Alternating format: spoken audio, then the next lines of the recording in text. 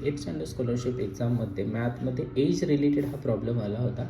तर प्रॉब्लेम असा होता की 4 वर्षापूर्वी अनिल सुनील यांच्या वयाचे गुणोत्तर हे 4:5 होते आणि 4 वर्षानंतर त्यांच्या वयाचे गुणोत्तर हे 6:7 होते. तर अनिलचे आजचे वय किती, हा अशा प्रकारे हा क्वेश्चन दिला होता. तर ह्या अशा टाईपचे जेव्हा क्वेश्चन येतात तेव्हा आपल्याला काय करायचं आहे की लॉजिकली 2 सिनेरिओज आपल्याला समजून घ्यायचे तिथे की 4 वर्षापूर्वीचं वय आणि 4 वर्षानंतरचं वय दिलं आहे. तर ह्याच्यामध्ये आपल्याला काय करायचं, present age of Anil find करायचं आहे. तर 4 वर्षापूर्वी मग आपण काय करायचं की 4 वर्षापूर्वीच्या दोघांच्या वयाचं जे इथे रेशोज दिले तर 4:5 आहे. मग आपण काय करायचं की 4 वर्षापूर्वी अनिलचं वय आहे ते 4x समजूयात आणि सुनीलचं 4 वर्षापूर्वीचं वय हे 5x समजूयात. मग त्यांचं प्रेझेंटचं एज किती असेल, हे 4 वर्षापूर्वीचं होतं म्हणजे 4 वर्षानंतरचं त्यांचं वय हे त्यांचं प्रेझेंट एज असेल आणि आपल्याला याचीच व्हॅल्यू फाइंड करायची आहे. 4x + 4 म्हणजे प्रेझेंट एज ऑफ अनिल.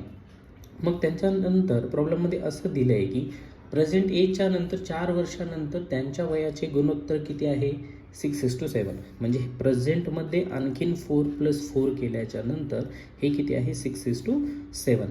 म्हणजे 4x + 8 बाय 5x + 8 = 6/7. ओके.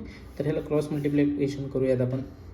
7 चौक 28 + 8 56 = 7 30x + 8 48. ओके.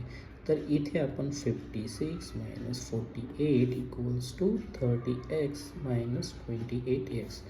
ओके. सो हे 46 8 = हे 2x, x = 4. ओके. एक्सची व्हॅल्यू 4 आली. तर अनिलचं प्रेझेंट एज किती असणार आहे आपल्याला माहिती होतं, 4x + 4 हे अनिलचं प्रेझेंट एज आहे. ओके. तर 4x 4 4 16 + 4 = 20. म्हणजे 20 हे अनिलचं काय असणार आहे, present age. Option number 2 is correct.